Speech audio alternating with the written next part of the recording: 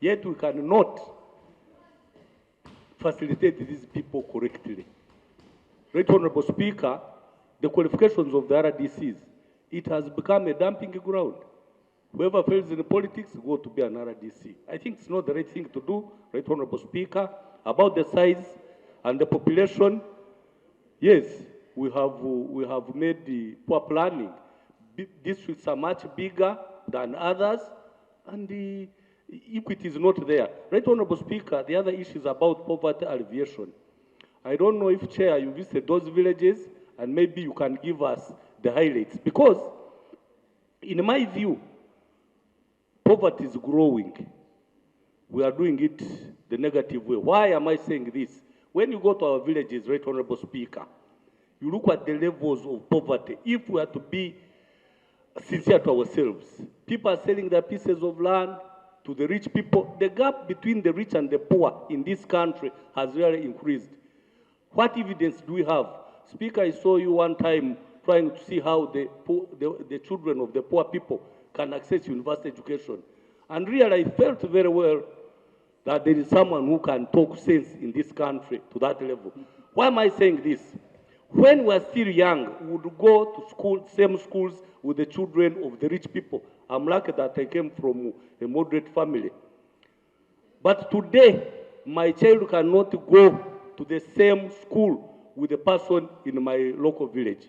That shows that instead of alleviating poverty, the gap is increasing. Actually, what we're seeing in this country, Right Honorable Speaker, is economic growth, but economic development is not there. Growth, you can see buildings going up, you can see many vehicles, but the same people on these buildings are the same people who own the cars.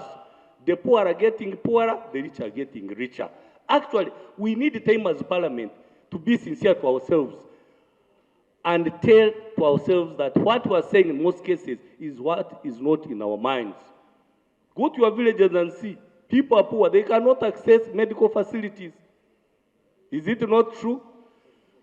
Children are dropping out of school, out of the 1 million that goes to school. Be sure that only 20 will reach P7. Really, let us be sincere.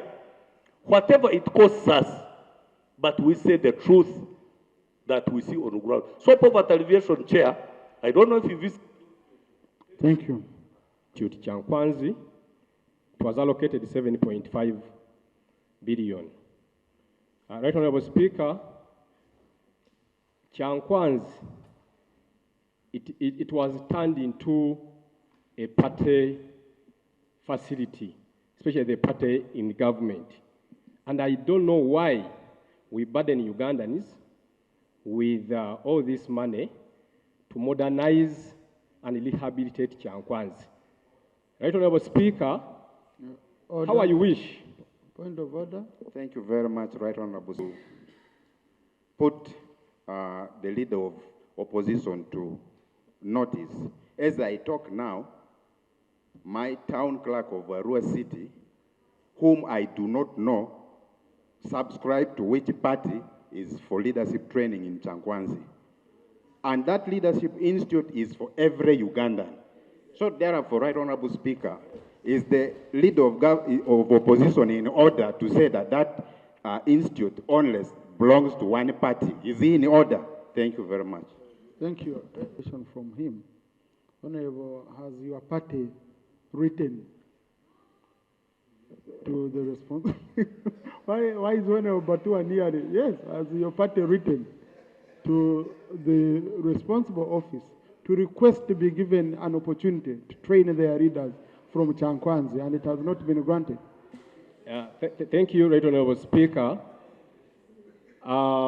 You can hardly see any other political party apart from the party in government in Chankwanzi. My brother... No, but I asked a question. It was a simple question to guide me, because I must rule. You see, when there is a point of order, I must rule. So I wanted to hear from your side. So, have you ever applied, you belong to NUP, have you ever applied? Right Honorable, there is a day when we are celebrating 4 years as the existence of NUP, and we wrote to government to use Kololo airstrip. They told, no, I'm coming, I'm building my point, please, listen. And what the response we got from government, that they are doing rehabilitation. But after some few days, we saw a government activity taking place. I'm coming to your question, Right Honorable Speaker. I beg your protection. Please, I beg your you're protection. protected. Yes. Honorable. After receiving the letter, and they said that now Kololo was under rehabilitation, then we saw a government activity going on. For the question you have asked, Right Honorable Speaker, that have we ever applied to use NARI? Yes, we have ever, but they have never replied us up to now. Please, I have that letter with us at the Secretariat. At a good moment, I'll bring it to your office. On Tuesday, give me a copy of received letter. Okay? I think a received copy. A received copy. On Tuesday. I will bring it to your office, Okay? Right Honorable Speaker. And then I'll be able to rule. Exactly. On whether you are in order or Much obliged, Right Honorable Speaker. Then, lastly, Right Honorable Speaker, is as a country, we are concerned about the wasteful expenditure, especially in the State House. Right Honorable Speaker, there are duplication of roles in the State House. We have ministries, departments, and agencies, but you find units in the State House which are doing the same job as the ministers are doing. So we are allocating a lot of funds to facilitate these units, yet we have able ministers here which can do the work. And actually, you find ministers when they are constrained. These units are very powerful than even our ministers.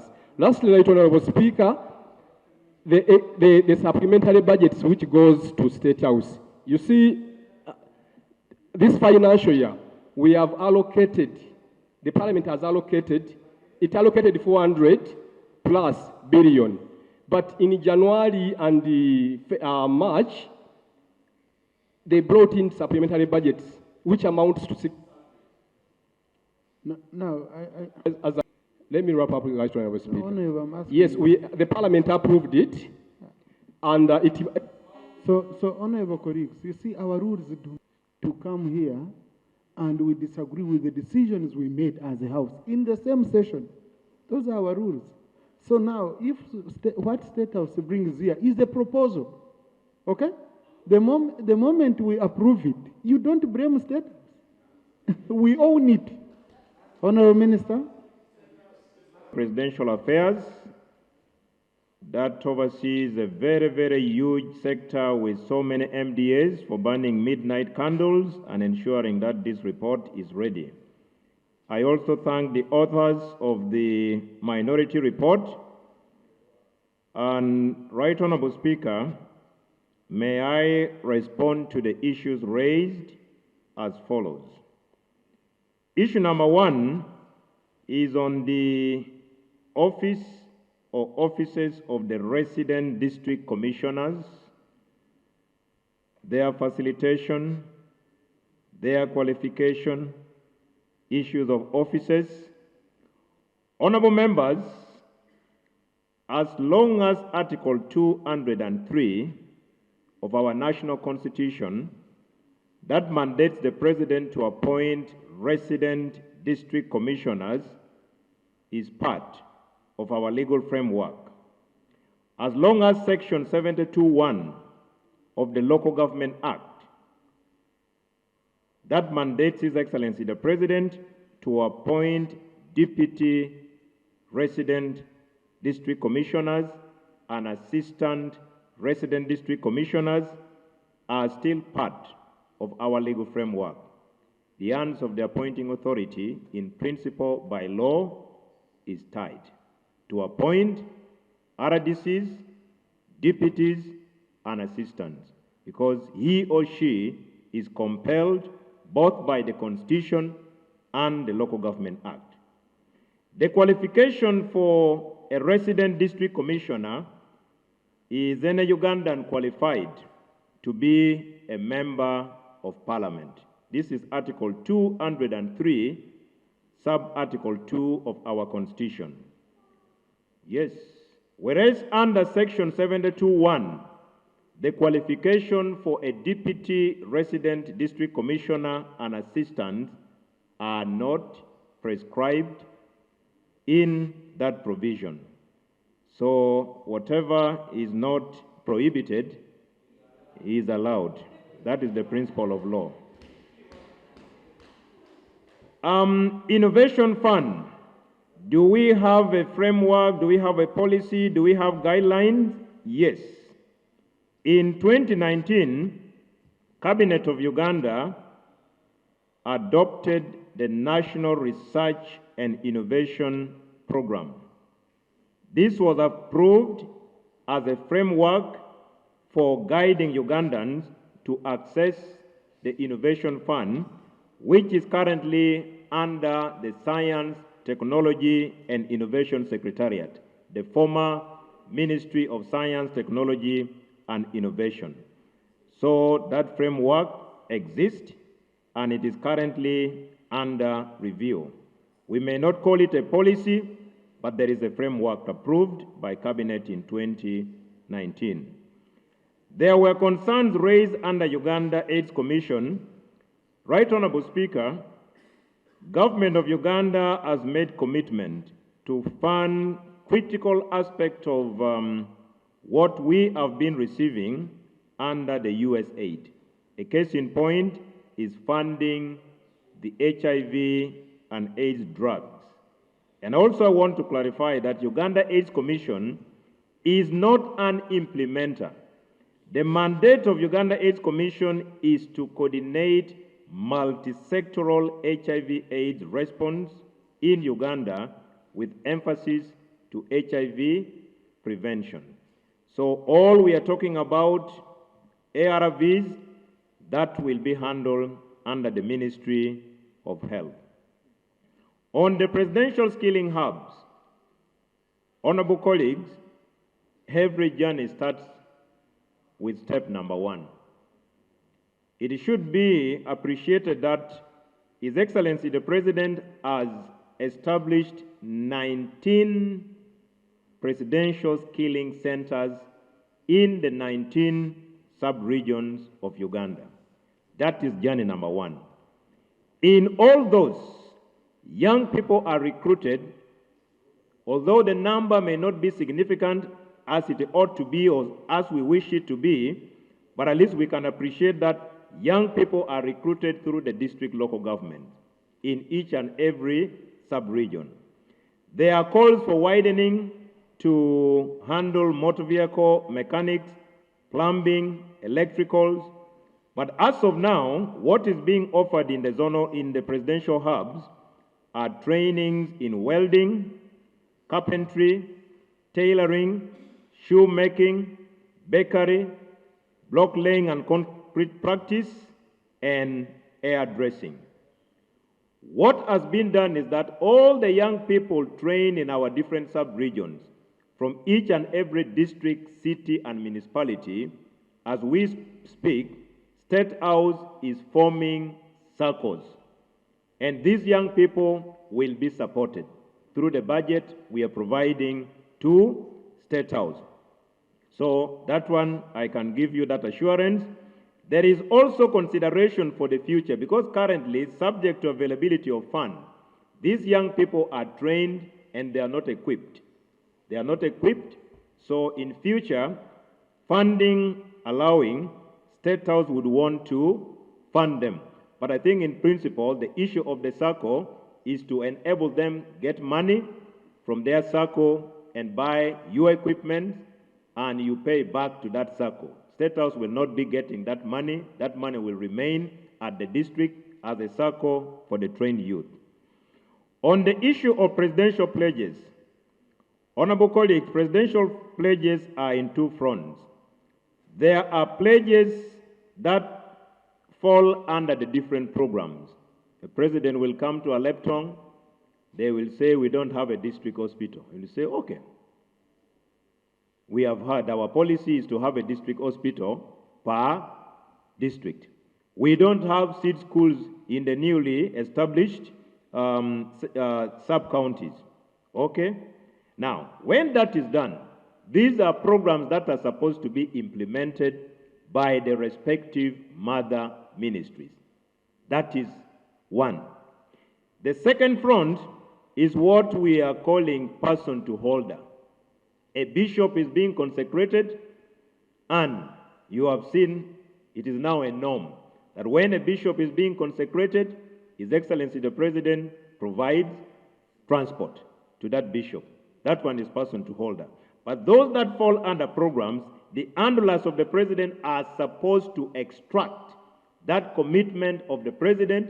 If it is about school, they write to Ministry of Education and Sports. If it is about a bridge, Ministry of Works and Transport, that should be the practice. But you see now when a president comes, because we will not stop Ugandans because they see him as the highest authority. When they come, they want to pour all their problems. Even members of parliament, when we see a president, but also when your Wananchi sees you, they know now the Alpha and Omega has arrived. They will pour all their societal problems to you. The youth conference, Right Honorable Speaker, you and myself are products of Afro-Arab, especially, and yes, when Uganda hosted the Afro-Arab Youth Conference, when the late President Gaddafi was still alive, all of us were youth leaders, myself and the Right Honorable Deputy Speaker. We both attended at Munyonyo. I still remember how that big giant arrived with his, how we used to move. I still remember. So if a commitment was made on a Afro-Arab Youth Conference, first of all, Uganda accepted. There exists now an office of Afro-Arab Youth Council in Uganda. If there was any commitment made, honorable colleagues, that commitment was made at the highest level. It shall be fulfilled. And if there is no funds provided for, I believe that funds will still be provided for, whether through a supplementary, and it will come through this parliament. If that commitment is made, there is no cause for alarm. On the National Leadership Institute, Chamkwanzi is not NRM Leadership Institute. We call it NALI Chamkwanzi. And NALI is an abbreviation that stands for the National Leadership Institute. That means it is meant for all Ugandans. Again, when we were student leaders under UNSA, the Right Honorable Deputy Speaker is here, we were cohorts of 1998-99, during the time of Major Kakoza Mutale. That was the time, for me, I went to Chamkwanzi in 1998, and we met with the Right Honorable Deputy Speaker. We were still young student leaders. And over the years... Very vibrant. Very, very vibrant, under Uganda National Students Association. I was NRM. FDC was not He was there. also NRM. There was no FDC. We were all subscribing to the ruling government at that point in time. So when political parties came, somehow he dashed the other side. I remained here, but you can see, after testing the waters on the other side, he has come. So I invite you friends on the other side that please join the Right Honorable Deputy Speaker where he has come. So, if the National Unity Platform, Forum for Democratic Change, would want to access and use that facility, I do not think. Please make the best use of the offices here. The Right Honorable Deputy Speaker is here. I am here. The Right Honorable Speaker is there. You can have your training and you will benefit. In the philosophy of other political parties, their party heads are their presidents. And they refer to them as His Excellency, they refer to their offices as State House, etc. When they come to Nali, this clarification will help us as opposition. When we come to Nali, or when any party goes to Nali, will you allow us or them to conduct their business and affairs without interference, allowing us and them to recognize their leaders as their excellencies while at Nali, and allowing them to also do parades like they did in Kavule, which brought pandemonium in Nali uninterrupted. I beg for clarification. Thank you. A public university, an international airport, a mountainous roads or tourism roads, revamping our industries, water for production, self-clean drinking water. You know, a lot of those things, amazingly. In 2019, Mr. Speaker, airport, now I want to appreciate government for that. But if I looked at the graph, Mr. Speaker, sir, and placed it on a pie chart, I would say probably 5% of those presidential directives or pledges have been enforced. Mr. Chair, I don't know whether it's late for us to accommodate some of these long-standing presidential pledges that the president has made to the Kasese community, and I really believe to other communities. If, like for instance, we had COVID, Mr. Speaker, you'll remember, the churches at an executive order or presidential order had to shut down, schools shut down, supermarkets, stores, everything literally shut down. If the president, a word of a president can shut down even churches and schools and mosques, why can't we use to have all of these presidential pledges that has made to Kasese, Mr. Speaker? And that's the reason why we as a community will come back to this House with a long list, countless list of presidential pledges. We want that funding. We want those presidential pledges accommodated in this budget. Mr. Speaker, I really want to appreciate you for the opportunity. Thank you. Of them. But I would like to urge you to have a national lens, Mr. Chairman. Honorable Alex, I'm talking to you. You are engaged elsewhere. Why didn't you have a lens towards the northern part of the Uganda, of this country? A case in point is a district that I represent, Oyam, which is very big. And my RDCs are really suffering because of the big size of the district. And Mr. Speaker, I think the number of the RDCs that we have now is enough. For example, for us, we have 4. 4 can traverse the entire district if they are fully facilitated. 2, Mr. Speaker, I want to add my voice to the youth MP about the Afro-Arab Youth Conference, which our country is about to host next year. And Mr. Speaker, we don't have money, about 5.4 billion. Mr. Speaker, by granting us the opportunity to host this conference is a big confidence that has been bestowed on the country Uganda.